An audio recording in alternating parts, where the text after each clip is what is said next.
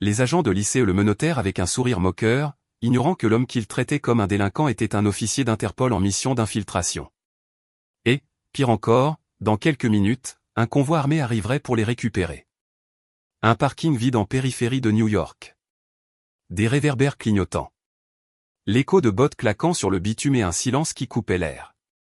Dans l'ombre, on distinguait un homme brun la tête baissée, tandis que 4 agents l'entouraient avec des gestes de supériorité. On entendait des radios grésiller, des rires contenus et le claquement métallique des menottes. L'ambiance semblait scellée.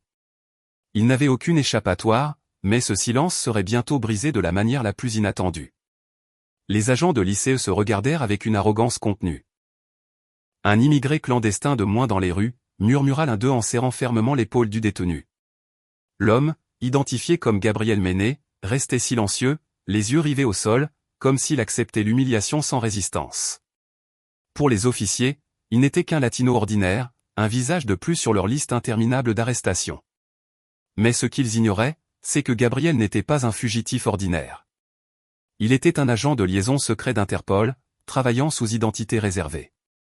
La manière dont il gérait son arrestation allait bientôt se transformer en leur pire erreur. La nuit était dense, l'air chargé d'humidité. Le parking semblait un piège. Les moteurs des véhicules de lycée ronronnaient encore, leurs phares illuminant le visage fatigué de Gabriel. Un rire sarcastique brisa le silence. « Tu sais ce qui t'attend, mon ami ? Une déportation directe. Ou, avec un peu de chance, une cellule bien froide. » Ce commentaire déclencha des éclats de rire parmi les autres, comme s'ils assistaient à un spectacle privé. Gabriel leva lentement les yeux. Sa respiration était profonde, contrôlée. Il n'y avait pas de peur dans ses yeux, mais un étrange éclat de patience. Ce détail, à peine perceptible, troubla un instant l'un des agents, mais il l'ignora aussitôt. Un hélicoptère lointain survolait la ville. Son écho résonnait faiblement, présage que quelque chose d'autre approchait. Cependant, à ce moment-là, personne ne le remarqua. Les agents étaient trop occupés à fouiller les poches de Gabriel, cherchant des documents, un indice quelconque justifiant son arrestation. Ils trouvèrent une carte d'identité. L'un d'eux la brandit avec moquerie. « Regardez, il se fait passer pour un policier international. » Quelle farce! Et il la jeta au sol avec mépris. L'impact de la carte contre l'asphalte résonna comme un coup de feu étouffé. Gabriel ne dit rien, mais en lui, quelque chose commença à s'allumer, un calme dangereux, comme le silence qui précède la tempête. Les radios des agents commencèrent à émettre une étrange interférence, de la statique, des bruits qu'ils ne parvenaient pas à comprendre. « Qu'est-ce que c'est que ça ?» demanda l'un d'eux en tapant sur l'appareil accroché à sa poitrine. Ils ignoraient qu'à cet instant précis, un convoi armé, équipé de technologies tactiques, s'approchait sans bruit. L'ironie était brutale. Les agents célébraient une arrestation réussie sans avoir la moindre idée que leur prétendue victoire était à quelques secondes de se transformer en une humiliation publique. L'air devint plus lourd. La tension montait. Gabriel expira lentement et d'une voix ferme murmura, à peine audible, « Vous faites une erreur, et très bientôt vous allez la comprendre. » Les lumières clignotantes des patrouilles éclairaient le bitume humide, peignant des éclairs rouges et bleus sur le visage de Gabriel. Chaque ombre projetée semblait un rappel de sa faiblesse apparente. Les agents le poussèrent contre la porte arrière d'une des camionnettes, comme s'ils voulaient effacer toute trace de dignité en lui. « Monte », ordonna l'un d'eux tandis qu'un autre scrutait les environs avec un air blasé. L'atmosphère était tendue, chargée d'un faux sentiment de victoire. Pour eux, Gabriel n'était qu'un immigré de plus pris dans leur filet. Le silence avec lequel il acceptait les insultes et les bousculades confirmait à leurs yeux qu'il n'avait aucun pouvoir pour se défendre. Ce calme était interprété comme une reddition. Personne n'imaginait qu'il s'agissait en réalité d'une stratégie, un silence mesuré qui cachait bien plus qu'il n'y paraissait. Le vent agitait des papiers éparpillés sur le sol tandis que l'écho d'un train lointain traversait la Seine. Gabriel, la tête légèrement inclinée, semblait résigné, mais intérieurement, il passait en revue chaque détail de l'opération, les positions des agents, les véhicules, les radios ouvertes sur la même fréquence. Il observait comme un prédateur en cage, enregistrant tout. L'un des agents, nommé Rogers, se pencha vers lui et murmura d'un ton venimeux, « Tu sais ce que je préfère ? Voir leur visage quand ils franchissent cette porte vers la déportation. Toujours la même peur. » Gabriel le regarda dans les yeux pour la première fois. Il ne dit rien. Ce regard silencieux déconcerta Rogers, qui recula d'un pas à peine, comme si quelque chose en lui le mettait mal à l'aise. Les autres ne le remarquèrent pas. Ils poursuivaient leur routine avec arrogance. Au loin, quelques curieux s'étaient arrêtés sur le trottoir. Des gens ordinaires qui rentraient chez eux, observant comment 4 officiers traitaient un homme menotté. Personne n'osait intervenir, mais les regards parlaient. Indignation contenue, impuissance. Chaque témoin silencieux était un miroir du public extérieur, partageant ce sentiment d'injustice. La nuit, cependant, était sur le point de basculer. Un rugissement métallique commença à se faire entendre, à peine perceptible, comme l'approche d'un convoi. Les agents ne l'entendirent pas, absorbés par leur fausse victoire. Gabriel, en revanche, leva subtilement les yeux vers l'horizon, comme s'il savait exactement ce qui allait arriver. Ce geste alluma l'étincelle de l'inattendu, car bien qu'il semblât un prisonnier vaincu, Gabriel était à quelques secondes de devenir la pièce maîtresse d'un jeu bien plus grand, un jeu où les agents de lycée n'avaient aucune idée qu'ils étaient déjà en train de perdre. Le son de la porte de la camionnette se refermant avec un claquement métallique marqua le début de la buse ouverte. Les agents encerclèrent Gabriel avec l'air triomphal de celui qui se sent intouchable. Rogers, le même qui l'avait provoqué auparavant, alluma une cigarette et l'observa comme s'il était face à une proie sans défense. « Dis-moi, Interpol, dit-il avec sarcasme en ramassant la carte qu'il avait jetée au sol, qu'est-ce que ça fait quand ton mensonge s'effondre? Tu croyais que cette petite plaque bon marché allait te sauver, mais ici tu n'es pas dans tes pays. Ici, c'est l'ICE qui commande. » Les éclats de rire de ses collègues emplirent le parking. L'un d'eux, un agent costaud nommé Wilson, poussa Gabriel avec son épaule. « Tu ne parles même pas bien anglais, n'est-ce pas? Tu as sûrement inventé cette histoire de police internationale pour impressionner quelqu'un dans un bar. » La moquerie traînait un venin particulier, la combinaison de racisme et de mépris institutionnalisé. Gabriel restait silencieux. Ses mains étaient toujours menottées derrière le dos. Chaque insulte était un rappel de combien il le sous-estimait, et cette erreur serait leur ruine. Le plus jeune du groupe, Miller, intervint avec impatience. Assez de jeu. Mettons-le dans le système et qu'il pourrisse. Il sortit une tablette électronique et saisit le nom de Gabriel. Il fronça les sourcils en voyant qu'aucune entrée n'apparaissait. C'est étrange. Très étrange. N'importe quoi, répliqua Wilson en lui donnant une tape sur la nuque. Ces clandestins inventent des noms toutes les semaines. Mais Miller insista. La base de données était vierge. Il n'y avait aucun historique, aucune déportation antérieure, pas même une entrée illégale enregistrée. Le système ne le reconnaissait pas.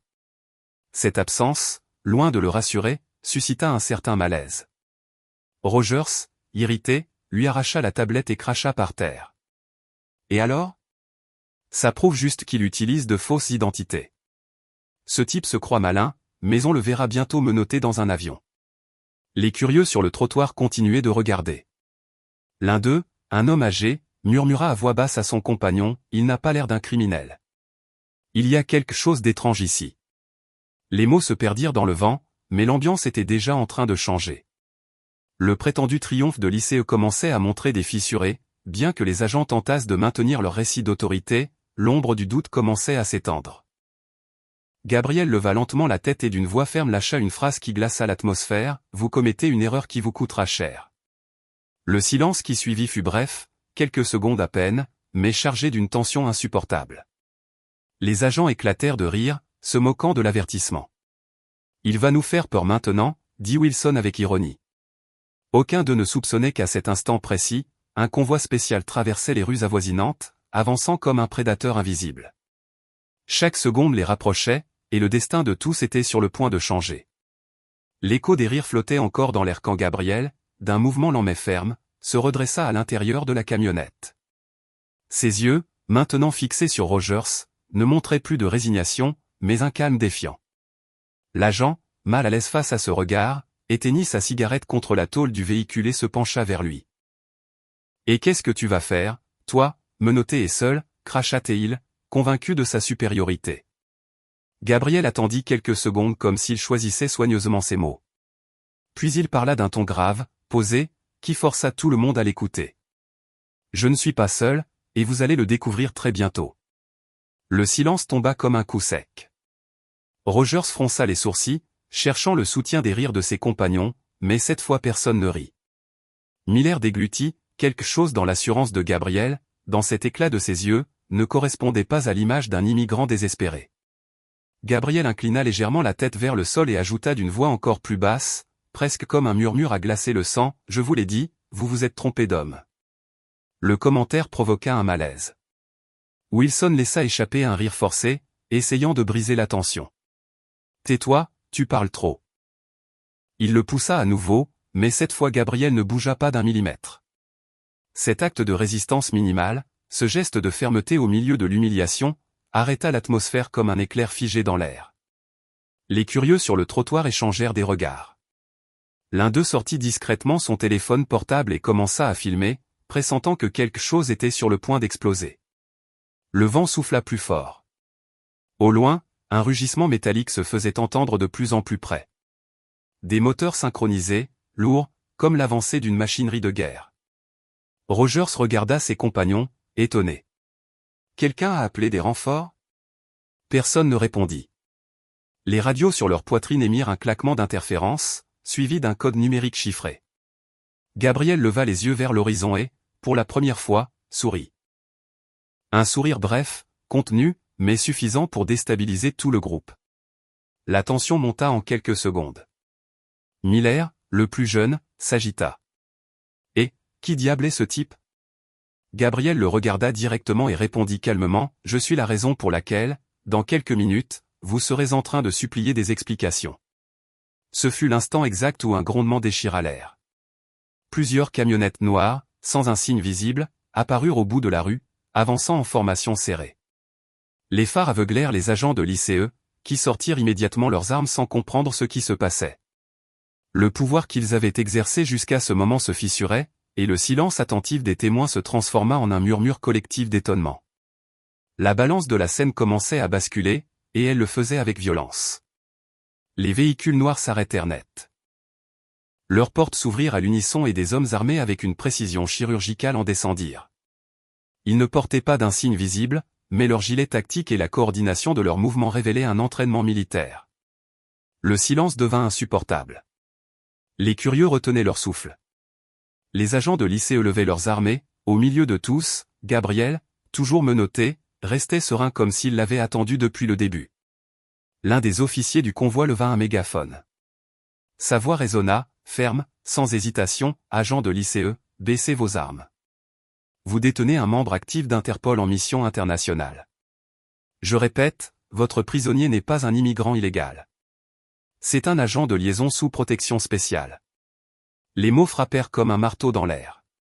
Rogers cligna des yeux, incrédule, et se tourna vers ses collègues. Quoi? Qu'est-ce qu'il raconte? C'est impossible. Sa voix sonnait moins assurée. Gabriel profita de l'instant. Vous voulez des preuves, dit-il calmement. Revérifiez ma carte d'identité, pas la camelote superficielle que vous avez vue. Le code au dos. Miller, nerveux, ramassa la carte au sol et l'examina de plus près. En glissant son doigt sur la bande métallique, un hologramme avec l'emblème officiel d'Interpol apparut. Le sang quitta son visage. Mon Dieu, c'est authentique. Un murmure parcourut les témoins. L'homme âgé qui observait depuis le trottoir murmura, « Je vous avais dit qu'il n'avait pas l'air d'un criminel. » Rogers s'arracha la carte des mains de Miller et l'inspecta avec fureur, mais chaque tentative de nier l'évidence le laissait plus exposé. Gabriel, sans élever la voix, lâcha des informations qui désarmaient le récit de l'ICE, comme des dominos tombant les uns après les autres. Premièrement, mon nom n'est jamais apparu dans vos registres parce que mon identité est protégée par des traités internationaux. Deuxièmement, le prétendu mensonge de cette carte est la seule vérité dans toute cette scène.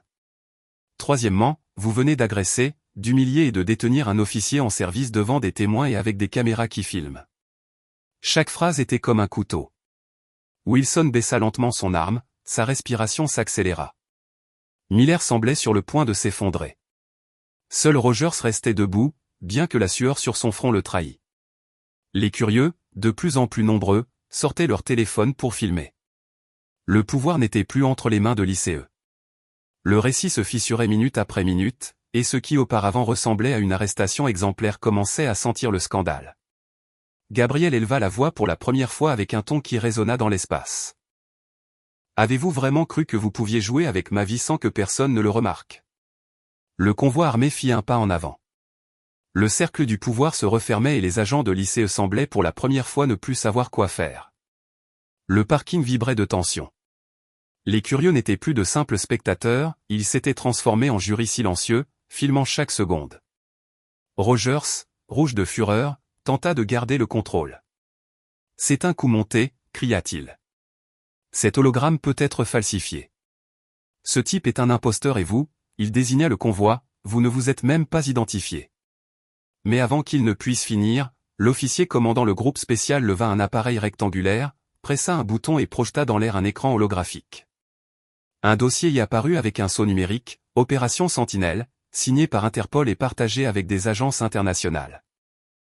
La photo de Gabriel, ainsi que son grade, sa mission et son autorisation spéciale, occupaient l'écran. La foule retint son souffle. Miller, incapable de soutenir le regard, balbutia, « C'est réel. » Gabriel tourna alors la tête vers Rogers et, d'une voix cinglante, porta le coup final. « Si tu as encore des doutes, vérifie ta propre radio.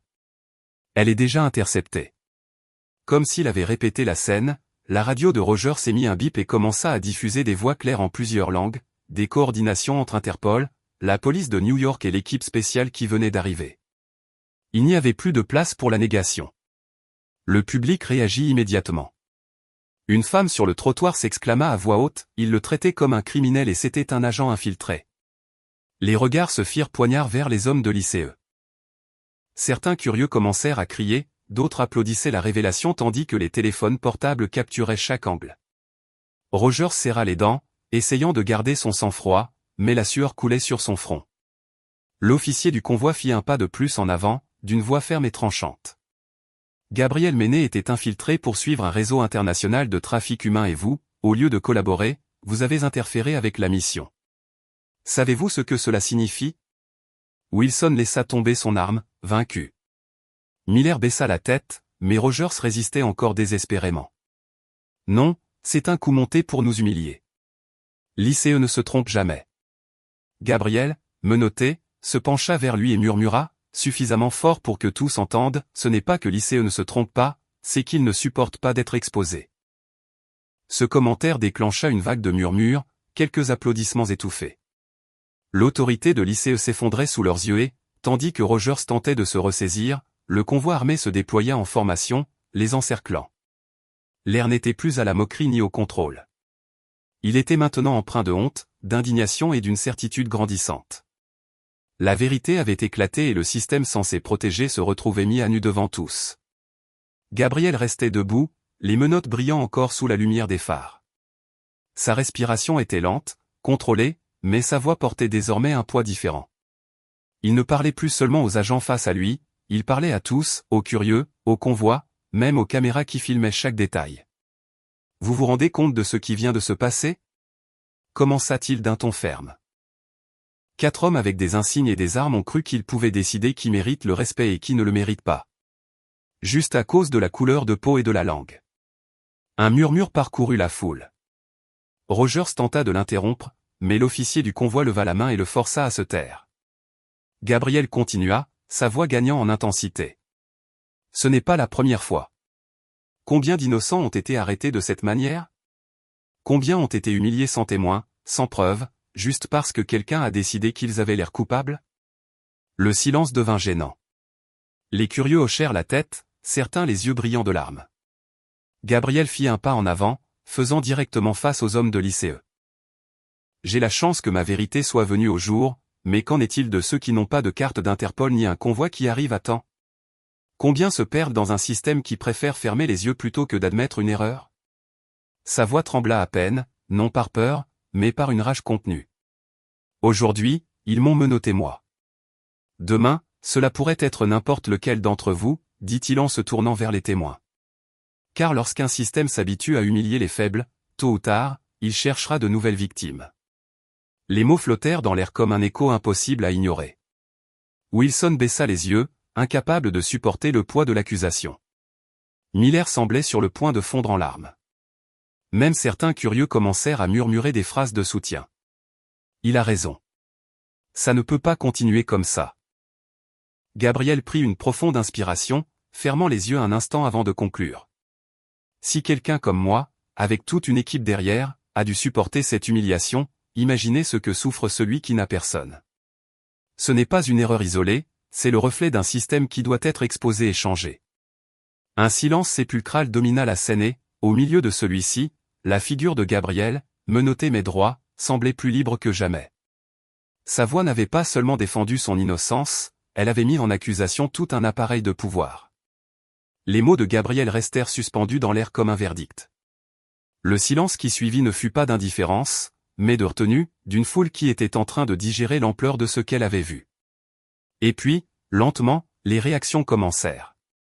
Une femme curieuse éleva la voix. Ce n'est pas la justice. Ils l'ont traité comme un animal. Ce cri enflamma les autres. Un autre homme, le téléphone portable en l'air, ajouta « Nous avons tout filmé. Ça va devenir viral. » Le murmure se transforma en une vague d'indignation. Des voix s'élevèrent, certaines avec rage, d'autres avec des larmes. Les témoins n'étaient plus de simples spectateurs, ils étaient désormais des témoins accusateurs, validant la vérité de Gabriel face à ceux qui l'avaient humilié. Wilson recula d'un pas en déglutissant. Miller, le visage défait, marmonnait pour lui-même « Mon Dieu, qu'avons-nous fait ?» Rogers, en revanche, explosa. « Taisez-vous tous. Cela ne signifie rien. » Sa voix était davantage un rugissement de désespoir que d'autorité. Ses mains tremblaient tandis qu'il essayait de garder le contrôle, mais la foule ne le craignait plus. Chaque mot qu'il prononçait sonnait creux, faible, face au rugissement collectif qui montait autour de lui.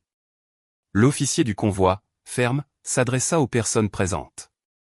Chaque parole de Gabriel sera incluse dans le rapport et chacun d'entre vous est témoin de ce qui s'est passé. Les curieux applaudirent, certains levant leur téléphone portable plus haut, comme si les caméras étaient des armes qui tiraient la vérité dans toutes les directions. Rogers tenta d'arracher un téléphone, mais les gens s'écartèrent, protégeant les enregistrements. Le désespoir le défigurait. Le pouvoir lui échappait des doigts comme du sable. Gabriel l'observa en silence. Il n'avait plus rien à dire. Le peuple, cette foule anonyme, avait pris le relais de sa défense. L'écho de sa voix ne dépendait plus de lui. Il était maintenant amplifié par chaque personne présente.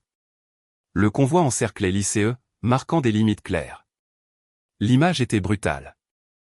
4 agents qui, quelques minutes auparavant, se moquaient de leurs prisonniers, semblaient désormais eux-mêmes prisonniers de leur propre arrogance, exposés devant une foule qui les jugeait sans avoir besoin de tribunal. Et dans ce mélange d'indignation et de justice sociale, un murmure surgit qui, peu à peu, se transforma en cri collectif. Justice. Justice. Le mot frappait les murs de ciment, rebondissait entre les véhicules, assourdissant les coupables. Rogers serra les poings, mais ses yeux trahissaient l'inévitable, ils avaient perdu.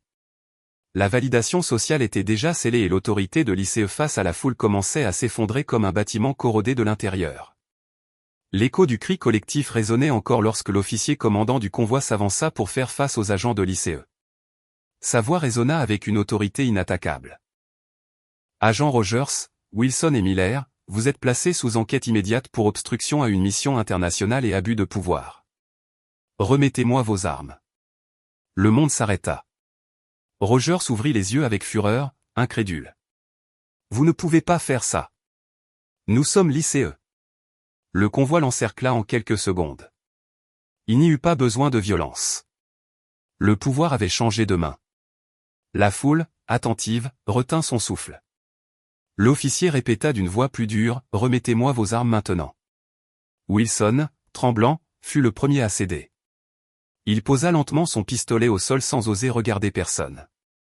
Miller le suivit, les larmes aux yeux, murmurant « Je ne savais pas. Je pensais que c'était juste un immigré. » Le silence qui suivit le condamna encore davantage. La foule l'observait avec un mélange de mépris et de compassion. Rogers, en revanche, résistait. Ses mains moites s'accrochaient à l'arme comme à un dernier symbole de pouvoir. Il se tourna vers Gabriel, toujours menotté, et cria d'une voix brisée, « Ce type ne vaut rien. Peu importe qui il est, je ne vais pas laisser un latino m'humilier devant tout le monde. » La phrase tomba comme un poison dans l'air. Les murmures se transformèrent en un rugissement d'indignation. Une femme cria, « C'est du racisme pur et simple !»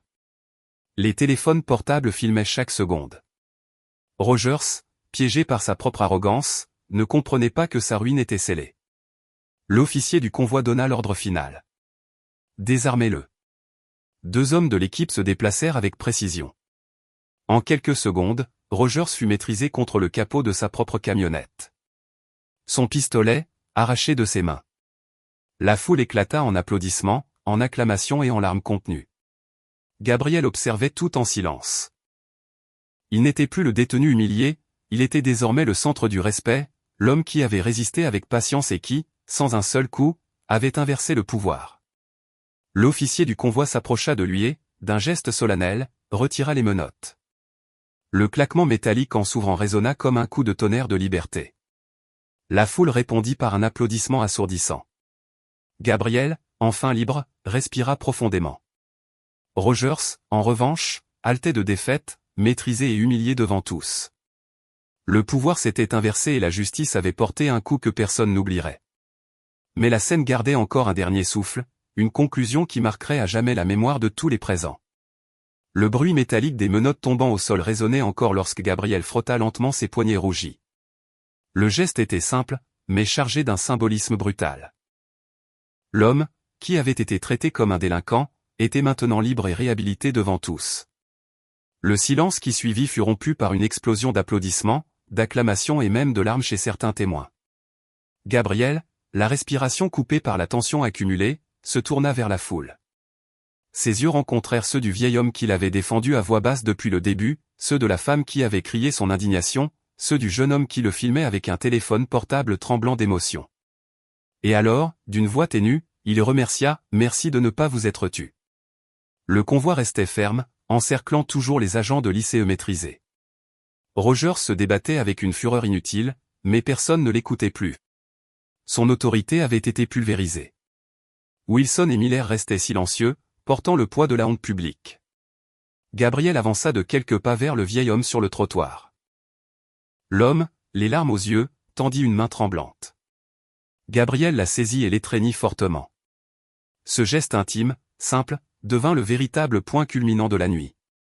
Ce n'était pas l'humiliation de l'ICE qui resterait gravée dans la mémoire collective, mais la dignité retrouvée d'un homme qui refusa d'être réduit à un stéréotype. La foule applaudit de nouveau, certains criant des mots qui se mélangeaient en chœur. Justice, respect, plus jamais. Gabriel leva les yeux vers le ciel nocturne, respirant profondément. Il savait que cette bataille n'était qu'une parmi tant d'autres et que, bien qu'il ait eu du soutien, beaucoup d'autres n'en auraient pas. Cette réflexion le traversa comme une blessure invisible. D'une voix claire, il lança un message qui resta suspendu dans l'air comme une sentence. Aujourd'hui, c'est mon nom que vous avez défendu. Demain, cela pourrait être le vôtre. Ne laissons pas le silence devenir une habitude. Le public éclata en un dernier applaudissement, mais Gabriel garda le silence. Il marcha lentement vers le convoi qui l'attendait, chaque pas accompagné de regards de respect. Derrière lui restaient les lumières de l'ICE, s'éteignant comme des symboles d'une autorité remise en question. La scène se clôtura sur un contraste brutal. D'un côté, les agents humiliés. De l'autre, un homme qui avait été enchaîné et qui marchait maintenant libre, portant non seulement sa victoire, mais aussi la voix de tous ceux qui n'avaient jamais été entendus. Et l'écran s'est fondu au noir avec une phrase qui résonnait au-delà de l'histoire, « Si cette histoire vous a touché, partagez-la, car la justice n'existe que lorsque la vérité est rendue visible. » Amen.